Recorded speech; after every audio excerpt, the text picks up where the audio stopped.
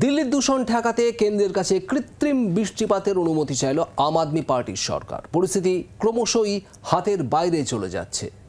দিল্লি কি আর দেশের রাজধানী থাকবে? রাজধানী শহরের বিপজ্জনক মাত্রায় বায়ু দূষণ নিয়ে মঙ্গলবার এই প্রশ্নই তুলেছেন কংগ্রেস নেতা শশী থারুর। পরপর 6 দিন দিল্লির আকাশ ঢাকা রয়েছে দূষণের চাদরে। দূষণের চাদর থেকে মুক্তি পাচ্ছেন না দিল্লিবাসী। শ্বাস নিতে কষ্ট হচ্ছে, জ্বালা করছে চোখ। বিশেষজ্ঞরা বলছেন স্বাস্থ্যে জরুরি অবস্থা শুরু হয়েছে যেন। এই দূষণ থেকে মুক্তি পাওয়ার জন্য ইতিমধ্যেই গ্র্যাপ 4 অর্থাৎ গ্রেডেড রেসপন্স অ্যাকশন প্ল্যান 4 চালু করা হয়েছে। তবে কড়া পদক্ষেপ করেও দূষণের মাত্রা নিয়ন্ত্রণে আনা যাচ্ছে না।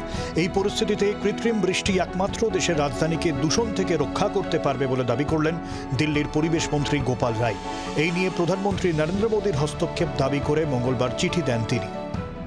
हमें लगता है कि अब वो समय आ गया है कि दिल्ली के अंदर इस स्मॉग की चादर को तोड़ने के लिए, दिल्ली के लोगों को प्रदूषण से मुक्त कराने के लिए आर्टिफिशियल रेन कराई जाए। इसके लिए आज मैं फिर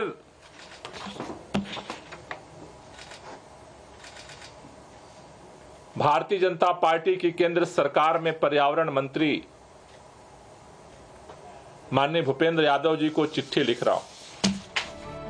অন্যদিকে দিল্লি আদৌ ভারতের রাজধানী থাকবে কিনা তা নিয়ে প্রশ্ন তুলে দিয়েছেন কংগ্রেসের সাংসদ শশী থারুর।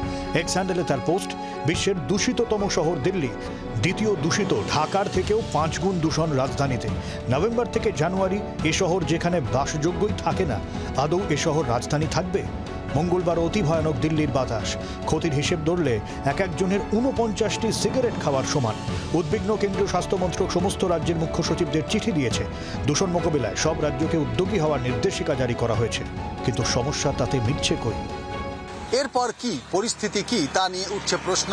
দিল্লিবাসী চিন্তায় রয়েছে কবে আবার সুষ্ঠুভাবে তারা শ্বাস নিতে পারবেন। নয়াদিল্লি থেকে ভিডিও জার্নালিস্ট শুভাশিস দাসের সঙ্গে রাজীব চক্রবর্তী, জি 24 ঘন্টা। বাংলার আওয়াজ, বাঙালির আবেগ, জি 24 ঘন্টা।